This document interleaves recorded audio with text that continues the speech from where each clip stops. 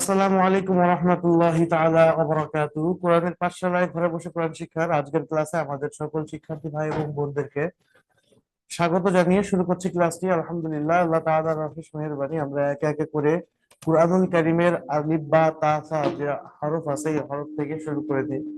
যত তাসবিহের প্রয়োজন আমরা অনেকটাই কিন্তু শিখে ফেলেছি।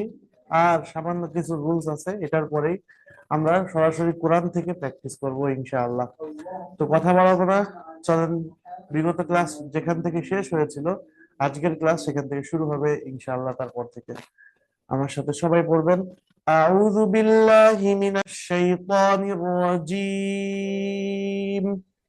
أعوذ بالله أعوذ بالله من من الشيطان الشيطان الرجيم. الرجيم বিসমিল্লাহির রহমানির রহিম।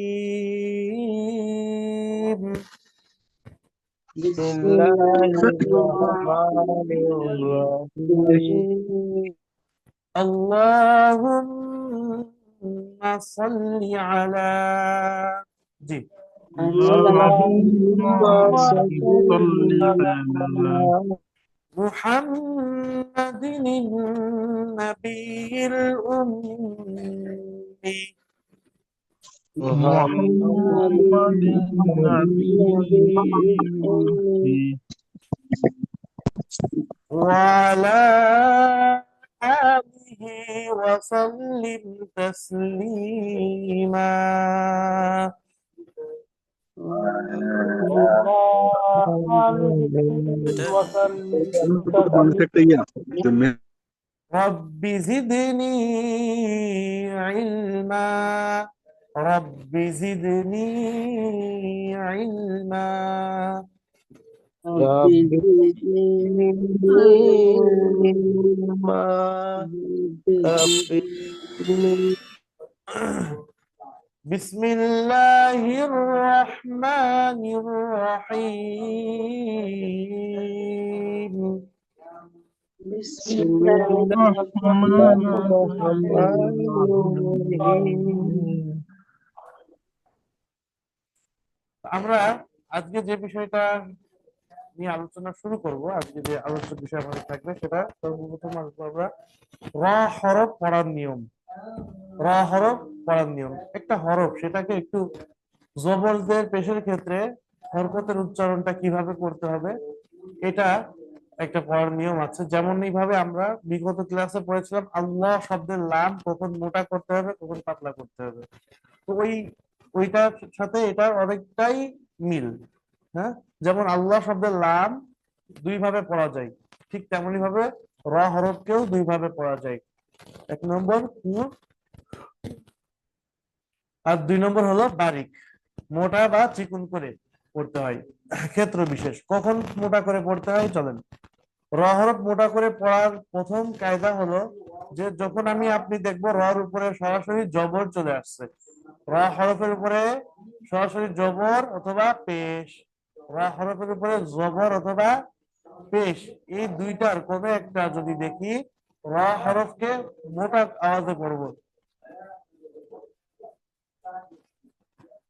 মোটা বলতে যেমন র জবর র, রা পাতলা র, র জবর র। আর কোন হরফকে মোটা করতে হলে জিহ্বার মধ্যখানকে উপরে তালুর দিকে উঠাতে হয়, আমরা জানি। তো র জবর র, সিন ওয়াও পেশ সু, রাসু, রাসু, লাম দুই পেশ লুন, রাসূলুন। এরপরে রর উপরে, এখানে এই উদাহরণে রর উপরে কি আসছে, জবর আসছে। এই উদাহরণে রর উপরে আমরা দেখতে পাচ্ছি জবর আসছে। দ্বিতীয় উদাহরণ যেটা আনা হয়েছে, এর উপরে দেখেন পেশ আসছে। তো রর উপরে পেশ যদি থাকে তাহলে রকে মোটা আওয়াজে পড়তে হয়। রুসুলুন, র পেশ রু, সিন পেশ সু, রুসু, লাম দুই পেশ লুন, রুসুলুন। তো রর উপরে জবর অথবা পেশ, যেমন এভাবে আল্লাহ শব্দের লামের পূর্বে জবর অথবা পেশ থাকলে আল্লাহ শব্দের লামকে মোটা করতে হয়। এখানে পূর্বে আগে এসব কিছু না, সরাসরি রর উপরে যখন জবর বা পেশ দেখবো রকে মোটা আওয়াজে পড়বো। যেমন রসুলুন, রুসুলুন, রসুলুন আর রুসুলুন। আশা করি বুঝাতে পেরেছি। এরপরে কি করেন দেখেন, ওকে, এরপরে হলো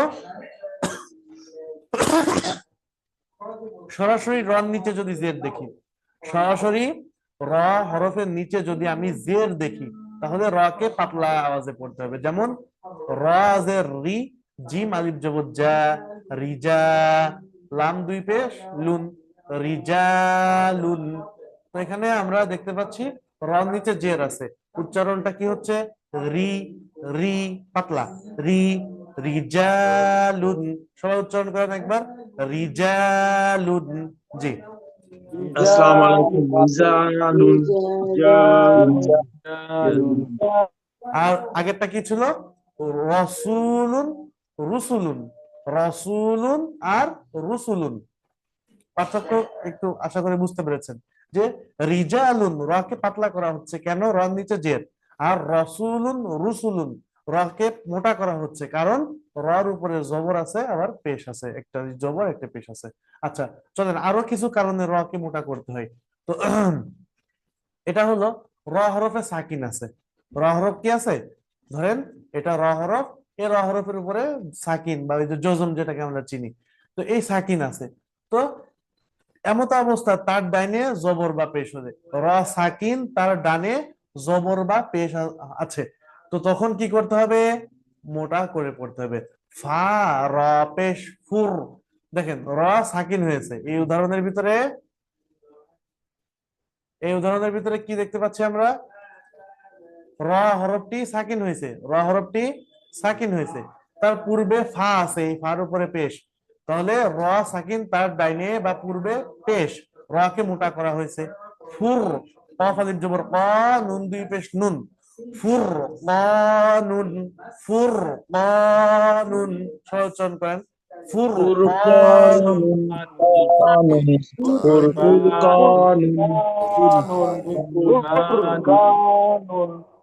ফুরকানুন, মাশাআল্লাহ।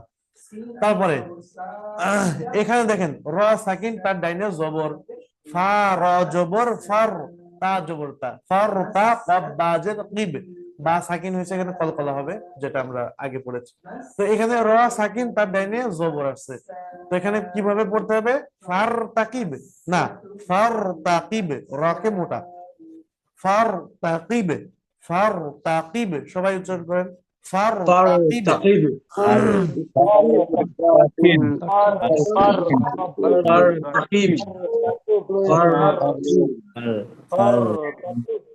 ফারতাকিব। ফারকাতুন, ফার তাকিব। আচ্ছা, ওকে। এরপরে এটা হলো সম্পূর্ণ উল্টা, পাতলা। যদি র সাকিন হয় তার ডাইনে যদি জের হয়, এখানে র সাকিন তার ডাইনে জবর বা পেশ হলে মোটা, আবার র সাকিন তার ডাইনে জের হলে র কে পাতলা করে পড়তে হবে। যেমন ফারজের ফির, আইন ওয়াও জবর আউ, ফির আউ নুন জবর না, ফির আউ না, র কে আমরা কি করতেছি, পাতলা করতেছি, ফির আউ না পড়তেছি না, কি বলতে হবে, ফির আউ না, ফির আউ না। সবাই বলেন, ফির আউ না। জি, রাউনা, আউ না।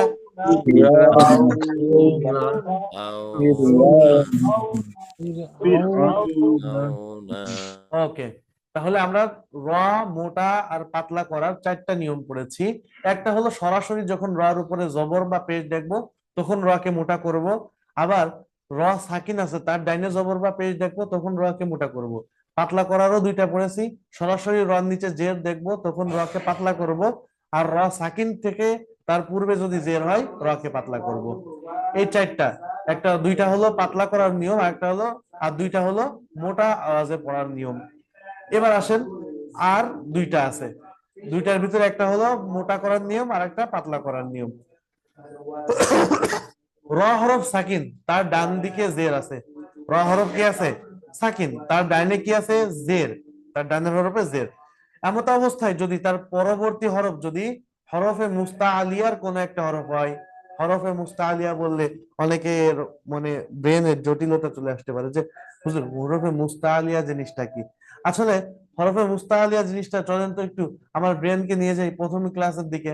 আমরা যেদিন ওই যে জবর জের পেশ পড়েছিলাম, তার পরবর্তী ক্লাস তৃতীয় না চতুর্থ ক্লাস করেছিলাম। তো চতুর্থ ক্লাসে আপনাদেরকে একটা বিষয় লিখিয়েছিলাম, খ সদ ওয়াদ ওয়াইন কফ তা বা, এই 7টা হরফ এবং র 8টা হরফ জবর গ্রহণ করে না। তো ওই 7টা হরফ যেটা র বাদে আছে, ওই 7টা হরফ হলো কি হরফে মুস্তাআলিয়া, অর্থাৎ মোটা হরফ। এই 7টা হরফ কি হরফ? মোটা হরফ। তো এই যে সেই মোটা হরফ গুলা যদি র সাকিন হয়ে তার ডাইনে জের থাকা সত্ত্বেও কি হবে না, র পাতলা করা যাবে না, মোটা আওয়াজে পড়তে হবে। যেমন এখানে দেখতে পাচ্ছি সেই 7টা হরফ এখানে উল্লেখ করে দেওয়া হয়েছে, হরফে মুস্তাআলিয়া 7টি হরফ, খ সদ গদ গাইন কফ তা গা। খ সদ গদ গাইন কফ তা গা। সবাই একটু উচ্চারণ করি, খ সদ গদ গাইন কফ তা গা। সবাই খ সদ গদ গাইন কফ তা গা।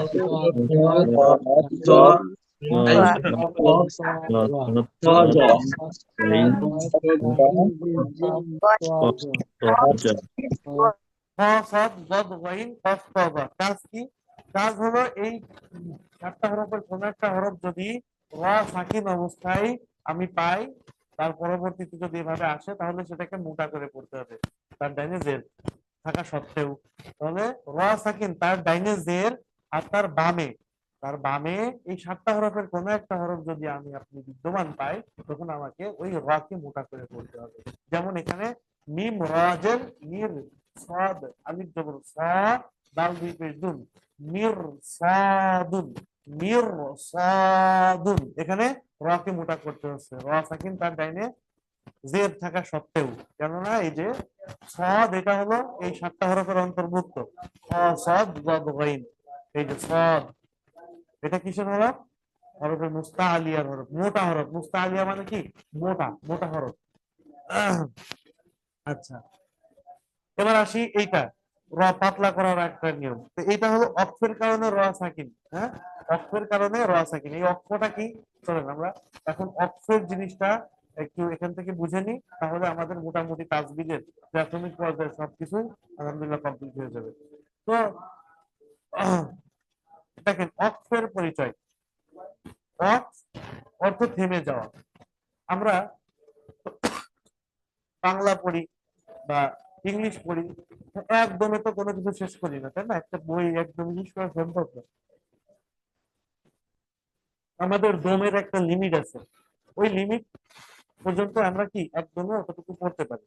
তো আমাদের দম শেষ হওয়া অথবা দাড়ি কমা, যেটাকে আরবিতে বলা হয় আয়াত, হ্যাঁ, আমার স্থান অক্ষর স্থান। তো এই যে এই চিহ্নের কারণে যে সমস্ত কারণে আমরা থেমে থাকি, একটা হলো দম শেষ হয়ে যায়, আর একটা হলো পংক্তি শেষ হয়ে যায়। হ্যাঁ, বাংলায় আমরা পংক্তি, হ্যাঁ, কবিতার ভিতরে গদ্যের ভিতরে পংক্তি থাকে। হ্যাঁ, তো এই অধ্যায় শেষ হয়, প্যারা শেষ হয়, তখন আমরা কি করি? যে থেমে যাই। তা আরবির ক্ষেত্রেও আয়াত শেষ হলে বা একটি বাক্য শেষ হলে, হ্যাঁ, একটা আলোচনা শেষ হলে থামতে হয়। তো এই থামার একটা নিয়ম আছে। আপনি যখন তখন যেখানে সেখানে যেভাবে মন চায় থেমে যেতে পারবো না। তো থামতে হলে আমাকে একটা রুলস ফলো করতে হবে। সেই রুলসটা কি? তো সেটাই বলতেছে যে অক্ষ অর্থ থেমে যাওয়া। কোন আয়াতের বা শব্দের শেষে, কোন আয়াতের বা শব্দের শেষে আওয়াজ নিঃশ্বাস বন্ধ করে, আওয়াজ ও নিঃশ্বাস, আওয়াজও বন্ধ হতে হবে, নিঃশ্বাসও বন্ধ করে থেমে যাওয়াকে অক্ষ বলে। অক্ষ কাকে বলে? কোন আয়াতের বা শব্দের শেষে, কোন আয়াতের বা শব্দের শেষে আওয়াজ ও নিঃশ্বাস বন্ধ করে, আওয়াজ ও নিঃশ্বাস বন্ধ করে থেমে যাওয়াকে অক্ষ বলে। এই অক্ষের একটা নিয়ম আছে। আপনি যখন অক্ষ করবেন তখন আপনাকে একটু খেয়াল করতে হবে। অর্থাৎ কি খেয়াল করতে হবে? দেখেন লিখে দেওয়া আছে, আপনি যে শব্দে অক্ষ করবেন বা থামবেন, আপনি যে শব্দে অক্ষ করবেন বা থামবেন, কথার কথা সূরা ফাতিহার মধ্যে যে আয়াত আছে, সর্বপ্রথম কি আছে? আলহামদুলিল্লাহি রাব্বিল আলামিন। হ্যাঁ, আলহামদুলিল্লাহি রাব্বিল আলামিন। এখানে আমরা দেখতে পাচ্ছি একটা গোল আকার চিহ্ন আছে। হ্যাঁ, তো এটাকে আমরা জানি যে এটাকে আয়াত বলা হয়। পুরো কুরআনুল কারীমে 6666 আয়াত বলা হয়, এরকম আয়াত আছে, তাই না? তো 6000 এর অধিক এরকম কি আছে, গোল চিহ্ন আছে। তো এই গোল চিহ্ন গুলাকে বলা হয় কি, অক্ষের চিহ্ন। তো এই অক্ষের কথাই বলা হচ্ছে, বলতেছে যে বইয়ের ভিতরে আপনি যে শব্দে অক্ষ করবেন বা থামবেন, যেমন সূরা ফাতিহার আমরা সূরা ফাতিহার সর্বপ্রথম আয়াতে আলহামদুলিল্লাহি রাব্বিল আলামিন বলি। তো এই আলামিন যে শব্দ, এই শব্দে আমরা কি করি, থেমে যাই। এই শব্দে আমরা কি করি, থেমে যাই। চলেন এবার আবার একটু বইতে রিটার্ন যাই। তো ওই শব্দের শেষের অবস্থা আপনাকে দেখতে হবে কি, আপনাকে দেখতে হবে ওই শব্দের শেষের হরফে কি আছে, ওই শব্দের শেষের হরফে কি আছে। হ্যাঁ, তো আমরা এই আলামিন একটা শব্দ, এই শব্দের শেষের হরফ কি আছে, নুন। এই নুনের উপরে জবর আছে, আমরা এখানে তাই পাইছি। চলেন, তো যদি ওই শব্দের শেষের হরফে আপনি যদি দেখেন খাড়া জবর আছে, কি আছে, খাড়া জবর। খেয়াল করেন, ওই শব্দের শেষে যদি আপনি দেখেন খাড়া জবর, মনোযোগ, মদের হরফ। মদের হরফ কি, আমরা সমষ্টিগত একটা জিনিস। মদের হরফ, জবরের বাম পাশে খালি আলিফ, জেরের বাম পাশে যজমালা ইয়া, পেশের বাম পাশে যজমালা ওয়াও, এটাই হলো মদের হরফ। তো এই খাড়া জবর মদের হরফ, অথবা গোলতা বাদে দুই জবর, খাড়া জবর মদের হরফ, গোলতা বাদে দুই জবর। হ্যাঁ, আমার সাথে সবাই একটু বলেন, খাড়া জবর মাদের হরফ, গোলতা বাদে দুই জবর, খাড়া জবর মাদের হরফ, গোলতা বাদে দুই জবর। 5 বার সবাই বলেন, খাড়া জবর মাদের হরফ, গোলতা বাদে দুই জবর। চলেন, খাড়া জবর মাদের হরফ, গোলতা মদের বাদে হরফ, দুই জবর। দুই জবর, দুই জবর, মদের হরফ, মদের হরফ, খাড়া জবর, খাড়া জবর তো আমরা চিনি। হ্যাঁ, একটা জবর সোজা হয়ে যায়, এটা মদের হরকত, প্রথমটা খাড়া জবর। মদের হরফ, তারপর আমরা আলহামদুলিল্লাহ ক্লিয়ার। গোলতা বাদে দুই জবর, অর্থাৎ এমন দুই জবর যেটা গোলতা ছাড়া। হ্যাঁ, গোলতা বাদে দুই জবর। দুই জবর কি, সেটা তানবিন না? দুই জবর, দুই জবর দিবসকে তানবিন বলে, তার ভিতর থেকে একটা পার্ট হলো দুই জবর, তানবিনের একটা পার্ট হলো কি, দুই জবর। তো খাড়া জবর মদের হরফ, গোলতা বাদে দুই জবর। আচ্ছা, যাক, এটা মুখস্থর বিষয় না, জাস্ট একটু খেয়াল করার বিষয়। তো এই তিনটা বিষয়, কোন একটা বিষয় যদি আমার আপনার সামনে আসে, তখন অক্ষের সময়, অক্ষের সময় যে হরফের উপরে বা যে শব্দের উপরে আমি অক্ষ করব, ওই শব্দের শেষ অক্ষরে যদি এই তিনটা বিষয়ের কোন একটা থাকে, খাড়া জবর থাকলে, অথবা মদের হরফ, অথবা গোলতা বাদে দুই জবর যদি থাকে, তো এই তিনটার কোন একটা থাকলে আমাকে টেনে পড়তে হবে, টেনে অক্ষ করতে হবে। অর্থাৎ যেভাবে আছে ওইভাবেই আপনাকে পড়তে হবে, যেভাবে আছে ওইভাবেই পড়তে হবে। সেটা কি, কেমন দেখেন, এখানে উদাহরণ দেওয়া হয়েছে। আপনি যদি ওয়াকফের সময় দেখতে পারেন, এই যে হামজা নুন জবর আন, নুন খাড়া জবর না, আন্না, এখানে খাড়া জবর আসছে। তো আপনাকে ওই আন্না বলে আপনাকে অক্ষ করে শেষ করতে হবে, ওখানে কোনো পরিবর্তন হবে না। হ্যাঁ, আমান্না এভাবে যদি থাকে, তো এই আমান্না বলে আপনাকে থেমে যেতে হবে, অক্ষ করতে হবে, কোনো পরিবর্তন হবে না। আমানু বলে আপনাকে থেমে যেতে হবে, অক্ষ করতে হবে, কোনো পরিবর্তন হবে না। পরিবর্তন কোথায় হবে? পরিবর্তন যখন হবে কোথায়, পরিবর্তন যখন আমি দেখব গোলতা আসছে, কি আসছে, গোলতা, অক্ষের সময় গোলতা আসছে, তখন আমাকে পরিবর্তন করতে হবে। কি পরিবর্তন করব, চলেন, এই যে আনিল আহিল্লাতি, আমি, আপনি যদি কোরআনের কোথাও দেখি এরকম একটা শব্দ, সেই শব্দের লাস্টের হলো এরকম গোলতা, এটাকে কি বলা হয়, গোলতা বলা হয়। তো গোলতা অক্ষরের সময় হা সাকিন হয়ে যায়, গোলতা অক্ষরের সময় হা সাকিন হয়ে যায়। এজন্য দেখেন, আপনি পাবেন এভাবে, আপনাকে পড়তে হবে এইভাবে। ঠিক আছে, আপনার দু চোখ দেখবে এটা, কিন্তু অক্ষ করলে, এই শব্দের উপরে যদি আপনি অক্ষ করেন, তাহলে আপনাকে পড়তে হবে এইটা। অর্থাৎ আনিল আহিল্লাতি আমরা দেখতে পাবো, কিন্তু আমাকে পড়তে হবে আনিল আহিল্লা, আনিল আহিল্লা। তার মানে কি, যখন আপনি দেখবো অক্ফের সময় এই যে গোলটা আসছে শেষ হরফে, মানে শেষ শব্দের শেষ হরফে, তখন আমাকে ওইটাকে হা সাকিন বানিয়ে দিতে হবে। ঠিক আছে? তো অক্সরের সময় এটা দেখলে, মানে গোলটা থাকলে সর্ব অবস্থায় হা সাকিন হয়ে যাবে। আবার পরিবর্তন আর একটা ক্ষেত্রে হবে, যখন আপনি দেখবো দুই জবর আছে, কয় জবর? অক্সরের সময় দুই জবর আছে, তো তখন আমাকে কি করতে হবে? এক জবরকে বাদ দিয়ে আর এক জবরকে একালিপ টেনে পড়তে হবে। হ্যাঁ, একটু জটিল লাগলো, তো চলেন আমি বুঝিয়ে দিচ্ছি। তো আপনি যখন দেখবো যে এরকম কি আছে, অক্ফের সময় দুই জবর আছে, অক্ফের সময় দুই জবর আছে, যেমন আমরা যদি কোরআনে চলে যাই, সূরা নাবার ভিতরে দেখেন প্রত্যেকটা আয়াতের শেষে ওয়াল জিবালা আউতাদা ওয়া খলাকনাকুম আজওয়াজা। তো এই যে আয়াতগুলা, এই আয়াতগুলো, এই যে আলাম নাজআলিল আরদা মিহাদা, তো মিহাদা আমি কেন বলছি? আমি তো দেখতে পাচ্ছি দুই জবর আছে। তো এখানে নিয়ম হলো ভাই, যে অক্ষরের সময় যদি শেষ যে হরফ আছে এই হরফের সাথে যদি আমি দুই জবর দেখতে পারি, তাহলে এক জবরকে বাদ দিয়ে দিতে হয়। এক জবরকে বাদ দিয়ে দিলে দেখেন জবরের বাম পাশে খালি আলিফ চলে আসে, জবরের বাম পাশে খালি আলিফ চলে আসে, তাই এক আলিফ টেনে পড়তে হয়। মিহাদা, মিহাদান বলে অক্ষ করলে এটা শ্রুতি মধুর হয় না, সুন্দর হয় না। হ্যাঁ, ওয়াল জিবালা আউতাদান না বলে আউতাদা, এক জবরকে বাদ দিয়ে আর এক জবরকে এক আলিফ টেনে পড়তে হয়।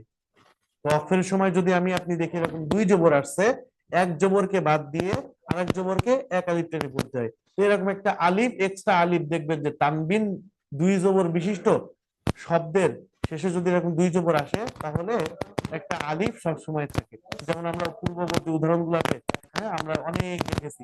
তো তখন আমাদের মনে প্রশ্ন জাগছিল যে হুজুর এই লাস্টে আলিফটা কেন আসে? তো আলিফটা আসার কারণ হলো এই শব্দের শেষে যদি আপনি এই শব্দটি অর্থ করেন, তাহলে আপনার আলিফটা মদের কাজ দিবে, এক জবরকে বাদ দিয়ে এক জবরকে এক আলিফ টেনে পড়ার কাজ দিবে। ঠিক আছে?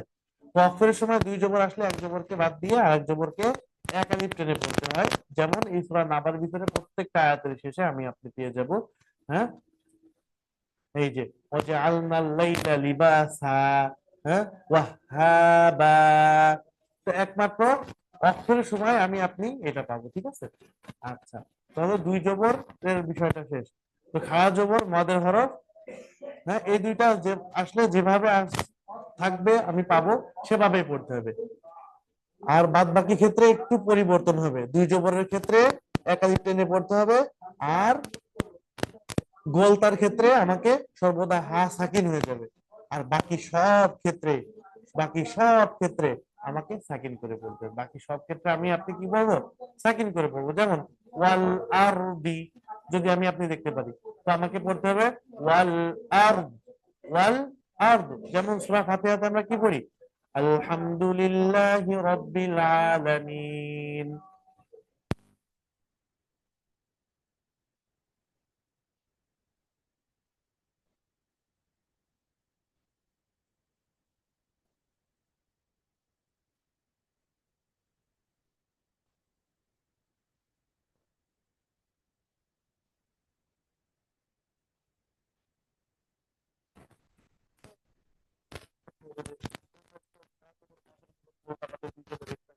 না, তাহলে আমাকে সাকিন করতে হবে। তাহলে আমরা কি বুঝলাম?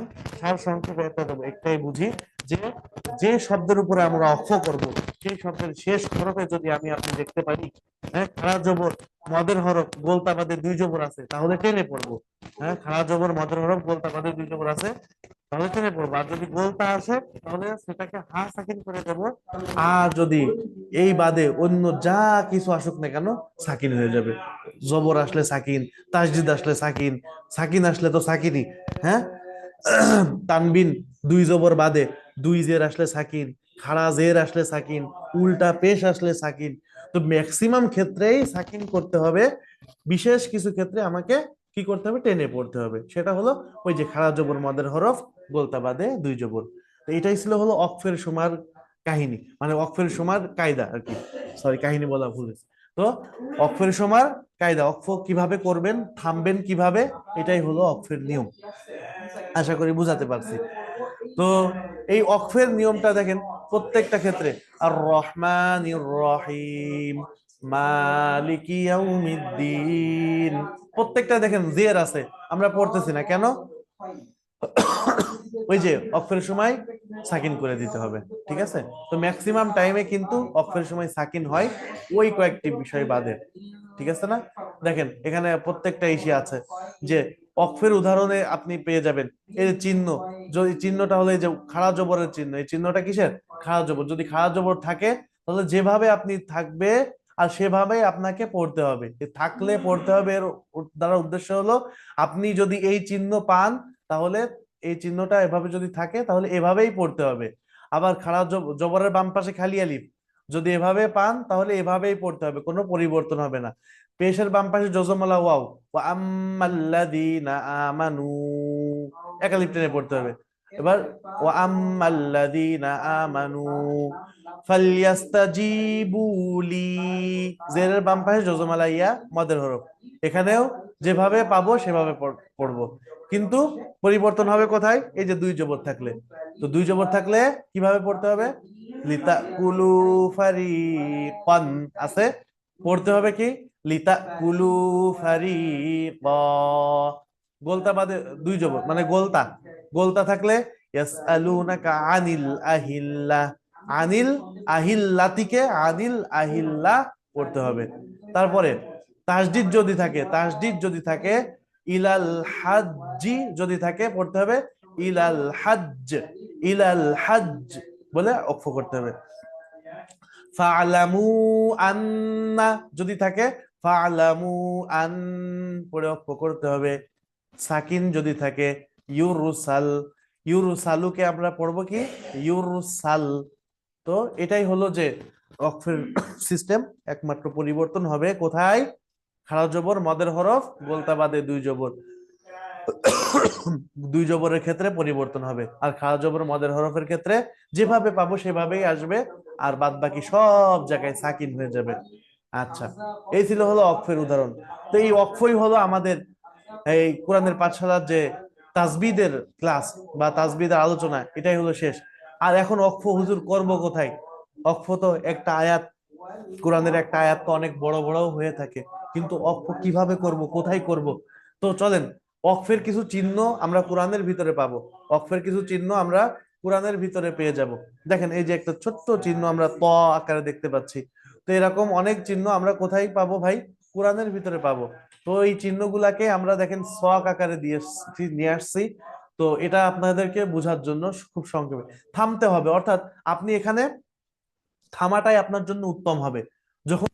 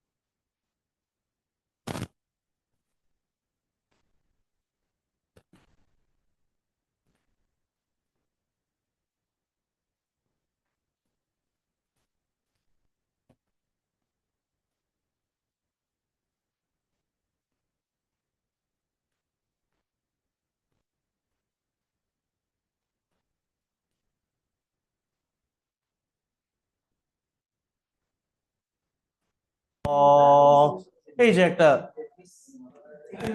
শব্দ বা একটা, হ্যাঁ, সুন্দর রসুলের নাম, কত সুন্দর করে আল্লাহ সুবহানাহু ওয়া তাআলা বলেছেন। তো এটা কোরআনের একটা সৌন্দর্য। হ্যাঁ, এই ছোট ছোট এই চিহ্ন দ্বারা আপনি থেমে থেমে যদি পড়েন তো আরো সৌন্দর্য কোরআনের বৃদ্ধি পায়। এই জন্য এই যে ছোট্ট ছোট চিহ্নগুলোকেও খেয়াল করে করে আপনাকে থামতে হবে। হ্যাঁ, আয়াতের মাঝখানে এই মুহাম্মদ বলে আপনি থেমে বসলেন, তাহলে তো সুন্দর হলো না। তো মুহাম্মাদুর রাসূলুল্লাহ পর্যন্ত বলে আপনি থামলেন। তারপরে ওয়াল্লাযীনা মাআহু আশিদ্দাউ আলাল কুফফার, তো এরকম বলে বলে আপনাকে সামনের দিকে আগাতে হবে। হ্যাঁ, আর যদি একান্তই যদি থামার চিহ্ন নাই কিন্তু অনেক বড় স্পেস, অনেক বড় গ্যাপ,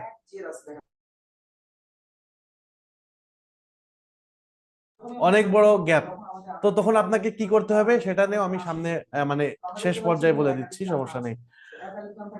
তারপরে মিম, এরকম ছোট মিম চিহ্ন আসবে। হ্যাঁ, যেমন তটা দেখালাম, তো ওইখানেও থামতে হবে, ফা কফ আসলে থামতে হবে, থামা যাবে না।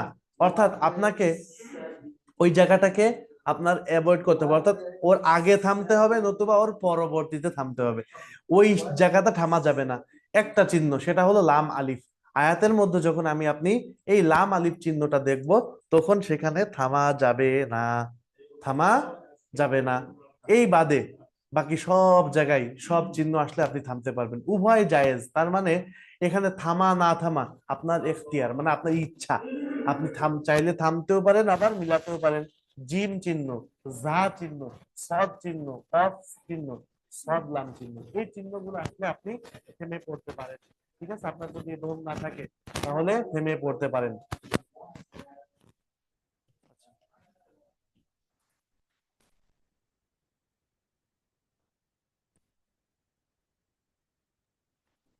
বলছেন বলছেন হুজুর, আমরা জানেন সাউন্ডের জন্য এটা বোঝা যাচ্ছে শেষেরটা কোনো কিছু বোঝা যায়নি। তা ভোট সাউন্ড আসতেছিল না, সাউন্ড বন্ধ হয়ে গেছিল। এখন কি শোনা যাচ্ছে ভাই? জি এখন জি শোনা যাচ্ছে, এখন শোনা যাচ্ছে। এখন শোনা যাচ্ছে। আচ্ছা, আমি একটু উপরে। আবার একটু দূরে গেলে ভালো হয়। ওকে, আচ্ছা, এই কথাটা যদি আর একটু বলি, থামতে হবে, থামা যাবে না, উভয় জায়েজ। এই তিনটা ছকে আপনারা এই চিহ্নগুলো পারবেন, অক্ষের চিহ্ন, ক চিহ্ন, মিম চিহ্ন আর ফা কফ যদি থাকে তাহলে আপনাকে এখানে থামাটাই আপনার জন্য উত্তম হবে, অবশ্যই থামতে হবে। ঠিক আছে, আর যদি এরকম লাম আলিফ চিহ্ন পান, লাম আলিফ চিহ্ন দেখেন, তাহলে আপনাকে ওইখানে থামা যাবে না।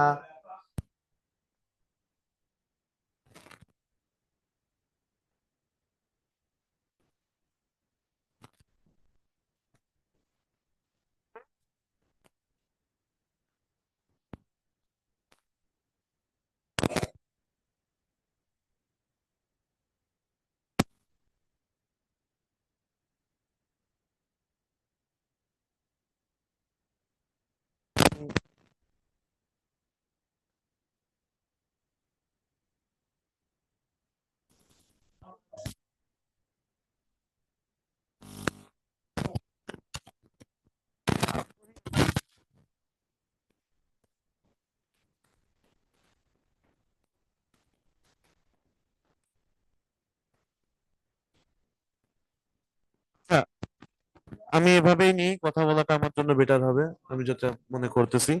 ইয়ারফোন একটু মানে আমাদের মাইক্রোফোনে একটু ডিস্টার্ব দিচ্ছে। আচ্ছা, তো যেটা বলছিলাম সেটা হলো যে আমি কোথায় থামবো, কিভাবে থামবো। তো আমাদের অক্ফের নিয়মটাই আমরা পড়তেছিলাম। তো থামা যাবে কোথায়, থামা যাবে কোথায়, থামা যাবে না, এটা নিয়েও আমরা ক্লিয়ার হয়েছি। কোন চিহ্নতে থামবো, কোন চিহ্নতে থামবো না, এই চিহ্নগুলোতে আপনাকে, এই যে এখানে যে চিহ্নগুলো আছে এই চিহ্নতে আপনার থামাটা আপনার জন্য উত্তম হবে, এই চিহ্নগুলোতে।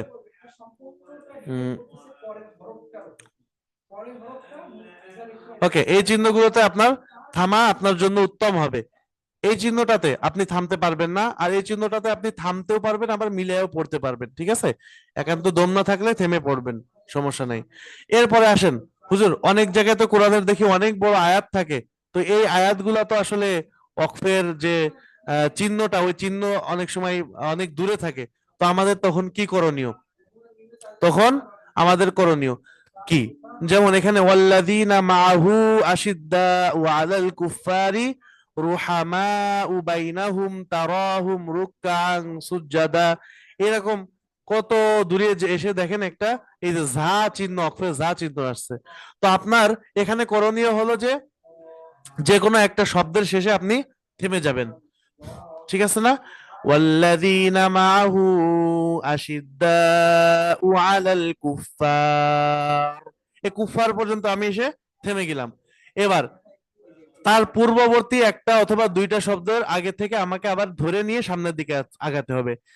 আশিদ্দাউ আলাল কুফফারি রুহামাউ বাইনাহুম তারাহুম রুকআন সুজ্জাদা সুজ্জাদান ইয়াবতাগুনা ফাযলাম মিনাল্লাহি ওয়া রিদওয়ানা।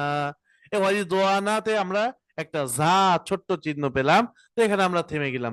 থামার পরে আমরা আর মিলাবো না, উপর থেকে অক্ফের চিহ্ন পেলে আমরা আর মিলাবো না, সামনে থেকে পড়ে যাব।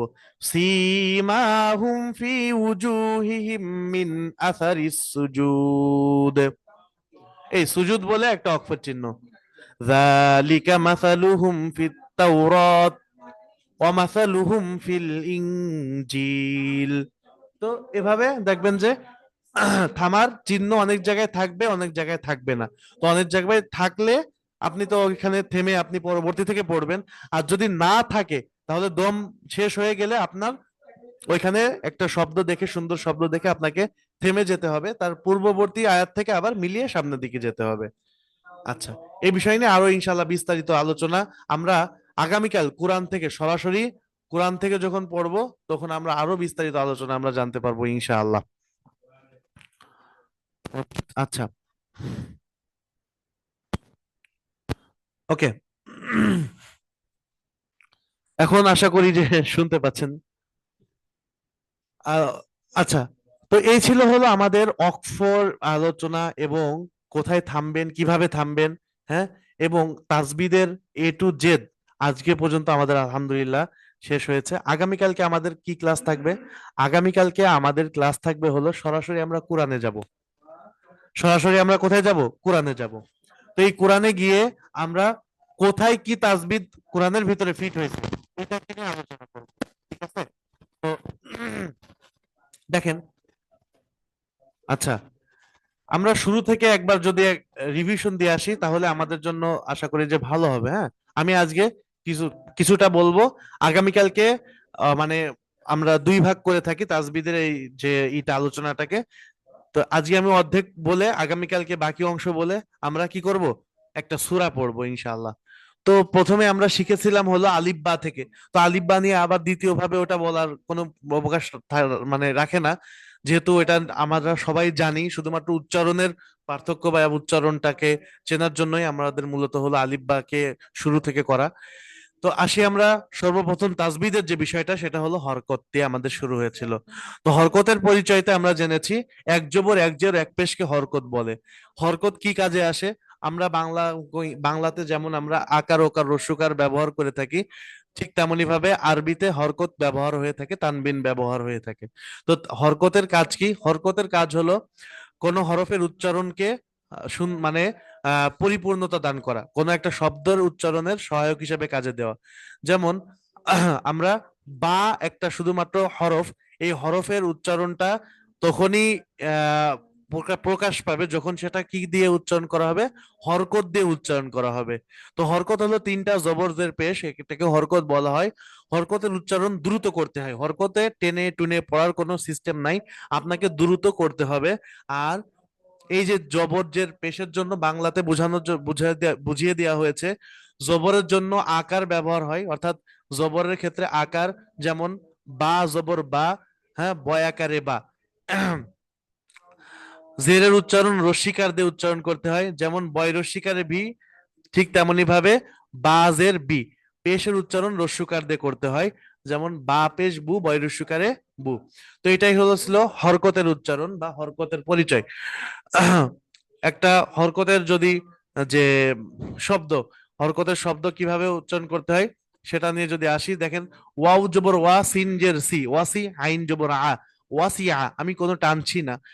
তো এটা থেকে প্রমাণিত হয় যে কোনো প্রকার টান হরকতে নাই। আমিলা, আলিমা, বাখিলা, গদিবা, তাজিদু, আদিনা, কোনো প্রকার টান হরকতে নাই। এরপরে যে বিষয়টা আমরা শিখেছি সেটা হলো তানবিন। এই হরকতের পাশাপাশি জিনিস মানে যে আলোচ্য বিষয় সেটা হলো তানবিন। তানবিন আর হরকতের ভিতরে উল্লেখযোগ্য পার্থক্য হলো যে হরকতের উচ্চারণ তানবিনের উচ্চারণ মতোই জবর জের পেশ বা আকার ওকার রস্যকার দিয়ে করতে হয়, কিন্তু পার্থক্য হলো লাস্টে শুধুমাত্র দন্তন্য যুক্ত করে দিতে হয়। যেমন হরকতের ক্ষেত্রে আমরা জিম জবর যদি যা বলি, কিন্তু তানবিনের ক্ষেত্রে জিম দুই জবর জান বলতে হয়। আর ওইটার প্রকাশ্য মানে দেখনা দৃষ্টিতে হলো ওইটা হলো এক জবর এক জের এক পেশ, এটা হলো দুই জবর দুই জের দুই পেশ। এই হলো তানবিনের পার্থক্য।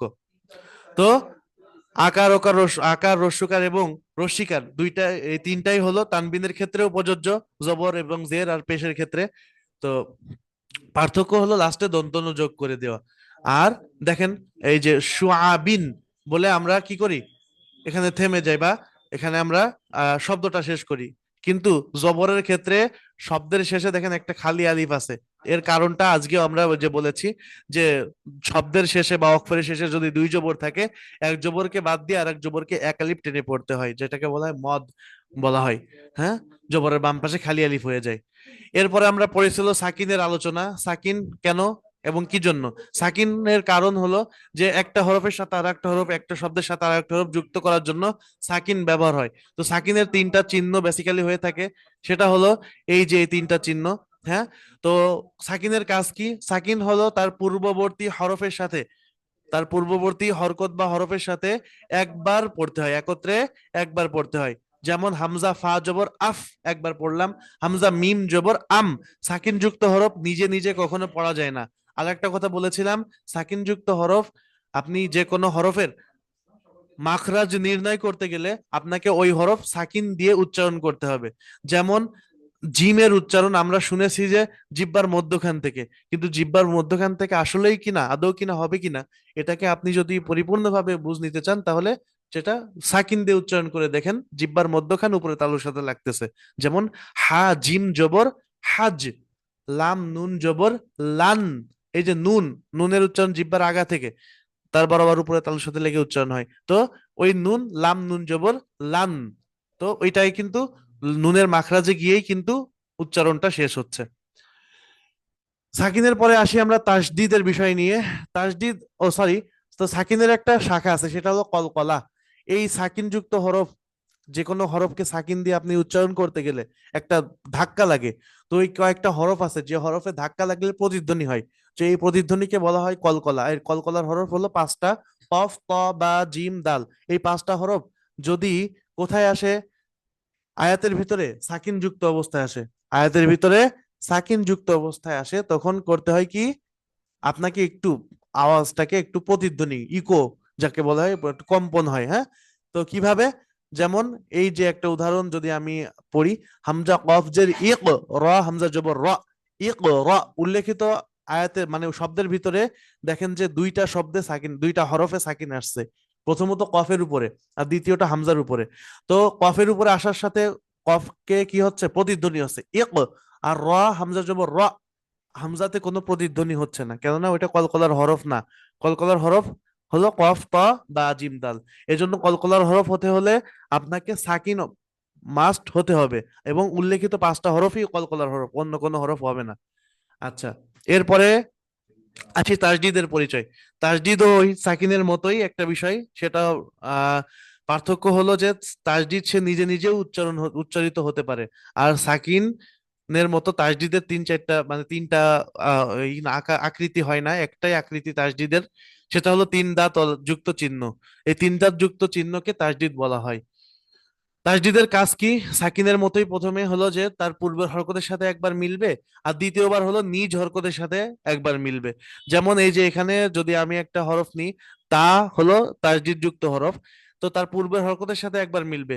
হামজা তা জবর আত, তা জবর তা, আত্তা। তাসদিদ যুক্ত হরফকে উচ্চারণের সময় শক্ত আওয়াজে উচ্চারণ করতে হয়, কেননা সেটা দুইবার উচ্চারিত হয়। আত্তা, আদ্দা, আযা, আশা। হ্যাঁ, পাতলা হরফ হলেও এটাকে শক্ত কেমন যেন হয়ে যায়। সার ক্ষেত্রে আসা, পাতলা হরফ সা, তারপরেও ওটাকে শক্ত করে আদায় করতে হয়। তাসদিদের একটা শাখাগত আলোচনা আছে, সেটা হলো এই তাসদিদ যুক্ত হরফ যেহেতু শক্ত আওয়াজ দিয়ে আদায় করতে হয়, শক্ত আওয়াজে উচ্চারণ করতে হয়, তো শক্ত আওয়াজে উচ্চারণ করতে গেলে দুইটা হরফের ক্ষেত্রে আর শক্ত হয় না, সেটাকে নাকের ভিতরে চলে যায়। হ্যাঁ, যাকে বলা হয় ওয়াজিব গুন্না। নুন আর মিম এই দুইটা হলো কিসের হরফ? গুন্নার হরফ। নুন আর মিম গুন্নার হরফ। কখন করতে হবে গুন্না? যখন আপনি দেখবো নুন আর মিমের উপরে তাসদিদ আছে, হ্যাঁ, আর সেটা যদি হরকতের বামে হয় সেটা হলো ওয়াজিব গুন্না, যাকে বলা হয় আবশ্যকীয় গুন্না। তো নুনে মিমে তাসদিদ হলে এটা অবশ্যই গুন্না করতে হবে। হ্যাঁ, যেমন হামজা মিম জবর আম, মিম জবর মা, আম্মা, আন্না, আন্নি, হ্যাঁ, আম্মান, ইন্নাকা। তো নাকের ভিতরে এক আলিফ পরিমাণ আমাকে সময় দিতে হবে এই ওয়াজিব গুন্নার ক্ষেত্রে।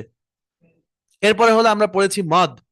মদের আলোচনাটা হলো খুবই সার সংক্ষেপে যদি বলি, সেটা হলো যে মদ অর্থ হলো টেনে পড়া, কোনো কিছু টানাকে আরবিতে মদ বলে।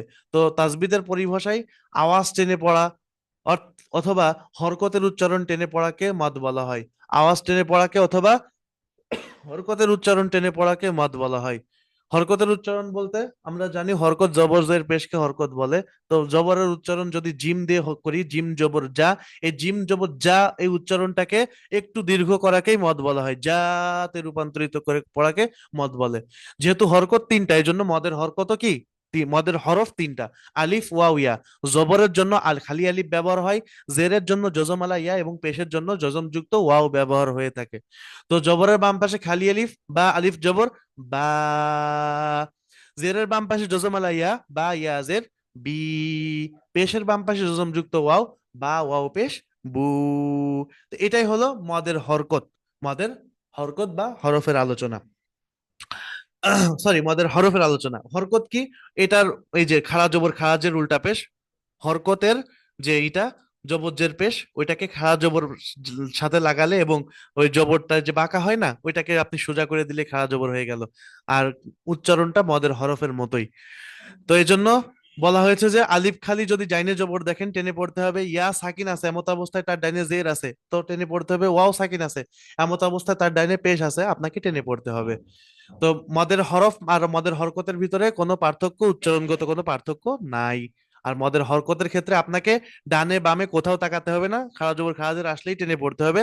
কিন্তু জবরদের পেশের ক্ষেত্রে আপনাকে একটু খেয়াল করতে হবে, তার জবর আসলে তার ডাইনে খালি আলিফ আছে কিনা, জের আসলে তার ডাইনে ইয়া সাকিন আছে কিনা, পেশ আসলে তার ডাইনে ওয়াও সাকিন আছে কিনা। তো এই ছিল হলো মদের হরকত বা হরফ এর আলোচনা। তো এই মদের হরকত বা হরফ, দেখেন মদ দুই প্রকার, একটা হলো শব্দের মধ্যে মদ আর একটা হলো অক্ফ অবস্থায় মদ। এখন অক্ফ অবস্থায় মদটা কি? অক্ফ অবস্থায় মদ হলো ওই যে যেটা বললাম, অক্ফের সময় আপনাকে টেনে পড়তে হয়, যে আন্না যেভাবে আছে সেভাবে টেনে পড়া আন্না। হ্যাঁ, তারপর দুই জবর আসলে এক জবরকে বাদ দিয়ে আর এক জবর এক আলিফ টেনে পড়তে হয়, এটা হলো অক্ফের অবস্থায় মদের প্রকার। ঠিক আছে? আর শব্দের মধ্যে মদ ম্যাক্সিমাম সবই হলো শব্দের মধ্যে মদ। তো এই মদের হরফ বা মদের হরকতের উপরে চিকুন চিহ্ন আসলে 3 আলিফ টেনে পড়তে হয়, আর মোটা চিহ্ন আসলে 4 আলিফ টেনে পড়তে হয়। তো চিকুন চিহ্ন আসলে 3 আলিফ টেনে পড়তে হয়, ওয়ামা উতিয়া, এর জন্য আর কোনো নাই। হ্যাঁ, এটা এখানেই শেষ। কিন্তু এই মোটা চিহ্ন বা 4 আলিফের চিহ্নের এখানে একটা মাসলা আছে, সেটা হলো যখন আপনি দেখবেন যে এই রকম হরফ, হ্যাঁ, যেটা আপনি বানান করে পড়তে পারতেছেন না, সূরার শুরুতে আসছে, যাকে আমি বলেছিলাম কি হরফে মুকাত্তাআত। তো এই হরফে মুকাত্তাআত একমাত্র সূরার শুরুতে আসে। তো এই সূরার শুরুতে যখন আসে, তখন এটাকে আপনি কি করবেন? হ্যাঁ, যেভাবে হরফগুলো আসছে ওইভাবেই, ওই যে হরফের উপরে যে কয় আলিফের চিহ্ন আছে ওই আলিফ কি টেনে পড়বেন। যেমন আমরা এখানে দেখতে পাচ্ছি তর উপরে খাড়া জবর আছে, তো খাড়া জবর কয় আলিফের চিহ্ন বহন করে? 1 আলিফের। ত, সিন মোটা চিহ্ন আসছে, তো মোটা চিহ্ন কয় আলিফের ইয়ে গ্রহণ করে? হ্যাঁ, 4 আলিফের। তাহলে সিনকে আমরা 4 আলিফ টেনে পড়বো। মিম 4 আলিফের চিহ্ন সংকেত গ্রহণ করে, তাহলে মিমকেও আমরা 4 আলিফ টেনে পড়বো। আর তাসদিদ আছে, মিমের উপরে তাসদিদ হলে গুণনা করতে হয়, পড়েছি। তো আমরা তসিম মিম পড়তে হবে। আশা করি বুঝাতে পেরেছি। তো এই মদ পর্যন্ত আমাদের আজকের বিষয় থাকবে। আগামী ক্লাসে আমরা ইনশাল্লাহ মদের পরে যতটুকু আমরা ক্লাস করেছি ওইটা আমরা আর একবার বলবো ইনশাআল্লাহ। তো আপনাদের ক্লাস আজকে এই পর্যন্তই থাকবে। আপনাদের আগামীকালকে মানে এখন এখন উস্তাদরা যে শোনেন, এখন উস্তাদরা শুনবেন না, যেটা আপনাদেরকে পড়ানো হয়েছে ওইটাই আপনারা একটু রিভিউশন দেন। আগামীকাল আপনাদের কাছ থেকে উস্তাদরা শুনবেন, ঠিক আছে? এই মদ দিয়ে, হ্যাঁ, ওই যে সূরাটা হবে, এইভাবে বিভিন্ন বিষয় নিয়ে আগামীকাল উস্তাদরা আপনাদের সাথে কথা বলবেন ইনশাআল্লাহ। আর আমাদের ক্লাস বা এই যে আপনার